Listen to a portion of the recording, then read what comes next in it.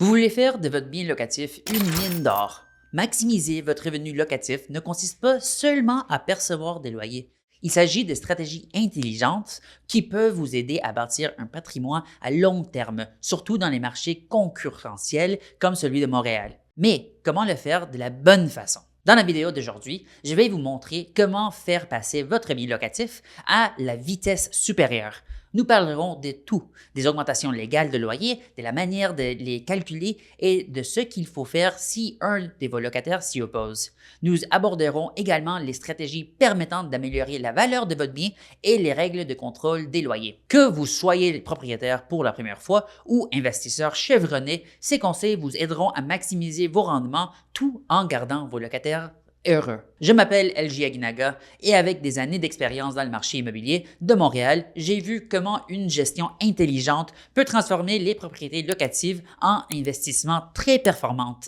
Alors, entrons dans le vif du sujet et assurons-nous que vous tirez le maximum de votre propriété. Commençons par expliquer pourquoi il est important d'optimiser votre bien locatif. Je tiens à vous féliciter d'être propriétaire d'un bien locatif ou de vouloir en savoir plus sur les meilleures méthodes pour en posséder un.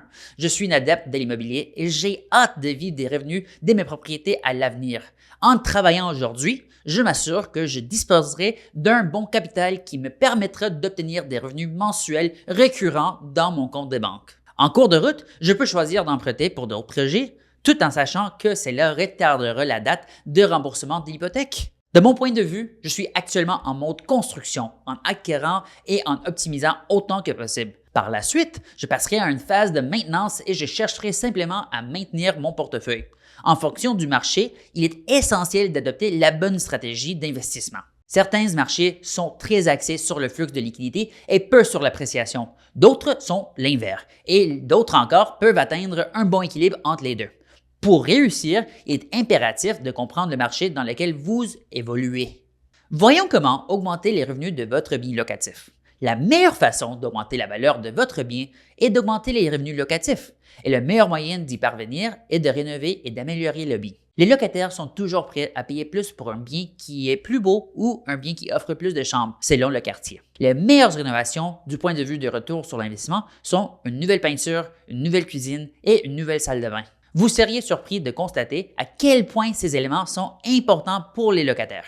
Au Québec, une fois par an, nous pouvons également augmenter le loyer en fonction de l'argent que nous investissons dans le bien et de l'augmentation des coûts d'exploitation. Donc, plus on investit dans le bien, plus on peut augmenter les loyers. Il est important de noter qu'il faut un investissement important pour voir un impact sur le pourcentage d'augmentation qui vous sera accordé. Comment calculer une augmentation de loyer? La seule façon légale au Québec de calculer une augmentation de loyer est d'utiliser la calculatrice d'augmentation de loyer de la Régie du logement. Il n'y a pas d'autre moyen d'obtenir ce chiffre qui ne peut être contesté devant la Régie des logements. Il ne s'agit pas d'un pourcentage fixe chaque année. Il change chaque année en fonction de l'inflation et de l'augmentation des coûts d'exploitation. Que se passe-t-il si le locataire refuse l'augmentation? Cette situation est assez fréquente au Québec. Si le locataire refuse l'augmentation, vous avez 30 jours pour demander une fixation du loyer. Il s'agit de fixer le loyer pour la période suivante. Avant d'en arriver là, il est toujours recommandé d'essayer de négocier avec votre locataire. J'aime soumettre une copie du calcul au locataire afin qu'il puisse constater que nous avons respecté le calcul. S'ils ne sont pas d'accord, vous devrez soumettre le calcul de la Régie du logement au juge qui fixera le loyer sur la base de ce calcul. Tout au long de la procédure, vous devez respecter des délais importants. Vous ne voulez pas perdre une augmentation simplement parce que vous n'avez pas respecté un délai. Quelles sont les exceptions à la réglementation sur l'augmentation des loyers? Au Québec, il n'existe que 2 exceptions au calcul traditionnel de l'augmentation des loyers. Il s'agit des propriétés nouvellement construites au cours des 5 dernières années ou des propriétés qui changent de destination au cours des 5 dernières années, passant d'un usage résidentiel à un usage commercial ou vice-versa. Dans ces cas, vous disposez d'une période spéciale de 5 ans pendant laquelle vous pouvez augmenter les loyers chaque année sans calcul strict. L'idée sous-jacente est que nous ne connaissons pas nécessairement la valeur locative correcte au cours des premières années et que nous disposons donc du délai accordé pour établir le loyer approprié. Quel est le calendrier d'augmentation de loyer? Comme partout au Québec, il existe des délais très stricts pour tous les renouvellements et augmentations. Il est impératif de les connaître et de les respecter. La commission refusera probablement votre demande si vous êtes en retard d'une journée. Pour les baux de 12 mois ou plus, la période pour soumettre les augmentations est de 3 à 6 mois avant la fin du bail. Les baux plus courts ont un délai différent. Une fois encore, le fait de rater une occasion de renouvellement se traduira directement par une diminution du revenu et une baisse de l'évaluation du bien. Je ne saurais trop insister sur l'importance d'augmenter les loyers chaque année. Parlons maintenant des logements vacants et des augmentations des loyers. Il existe une autre façon de réinitialiser la valeur locative auprès de la commission des loyers. Si un bien immobilier est vacant depuis 12 mois ou plus, il n'y a plus de contrôle des loyers pour ce logement. Certains investisseurs utilisent cette stratégie pour révaloriser les loyers de l'immeuble lorsqu'ils sont trop bas. Ils profitent de l'année pour apporter des améliorations au bien et le louer ensuite afin d'en augmenter la valeur. Quel est l'impact des augmentations de loyers sur la valeur de la propriété et la revente? Cette année, mon entreprise de gestion immobilière, Plex Doctor, a été engagée pour gérer un immeuble de 24 logements à NDG. En l'espace d'environ 6 mois, nous avons transformé 6 unités et grâce aux augmentations de loyer que nous avons mises en place, nous avons ajouté plus de $1 million de valeur à cette propriété. Évidemment, plus le nombre de logements est élevé, plus l'impact est important. Mais en général, chaque augmentation de $100 par mois augmente la valeur de votre bien d'environ 25 000 $. Il s'agit d'un impact considérable qu'il ne faut pas sous-estimer. Un bien immobilier dont les revenus sont solides offre également plus de possibilités de financement. Cela permet d'élargir le nombre d'acheteurs et, en fin de compte, d'obtenir un prix de vente plus élevé. Existe-t-il des exemptions au contrôle des loyers pour les logements de luxe? Non.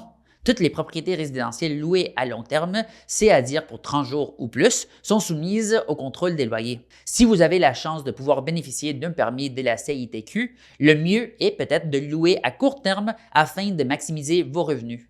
Comment conserver les locataires tout en augmentant les loyers? Je dis toujours à nos clients qu'il y a un équilibre entre l'augmentation des loyers et le maintien d'un taux de rotation élevé.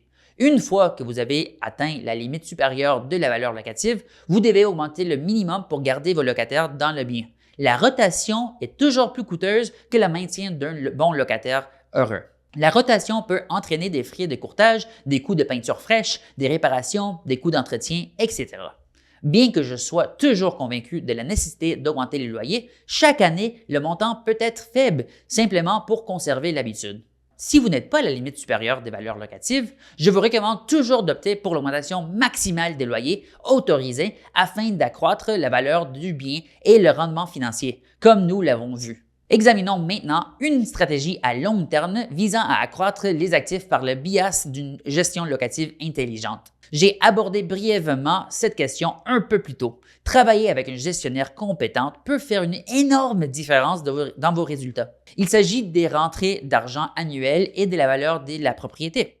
Certaines personnes ne se rendent pas compte de ce qui leur en coûte de ne pas faire appel à une entreprise de gestion professionnelle. Une bonne société de gestion vous aidera à déterminer les bonnes augmentations, les locataires avec lesquels négocier et les endroits où investir dans des améliorations. C'est un véritable partenaire d'investissement. Maximiser le revenu de votre propriété locative n'a pas besoin d'être compliqué, mais c'est la demande de la stratégie. Qu'il s'agisse d'augmentation de loyers intelligentes, des rénovations ou simplement d'un bon moment, ces conseils peuvent vous aider à augmenter vos revenus tout en gardant vos locataires heureux. Si cette vidéo vous a aidé, n'oubliez pas d'appuyer sur le bouton « J'aime », de faire part de vos réflexions ou de vos questions dans les commentaires. J'aimerais savoir comment vous gérez vos biens locatifs et quels sont les défis auxquels vous êtes confrontés. Et si vous avez des questions plus spécifiques ou si vous avez besoin des conseils personnalisés, n'hésitez pas à prendre rendez-vous avec moi. Le lien se trouve dans la description plus bas. N'oubliez pas de vous abonner pour recevoir d'autres conseils sur l'immobilier. Il y a beaucoup plus à couvrir lorsqu'il s'agit de construire un patrimoine à long terme grâce à la location. Merci de m'avoir regardé et je vous donne rendez-vous dans la prochaine vidéo.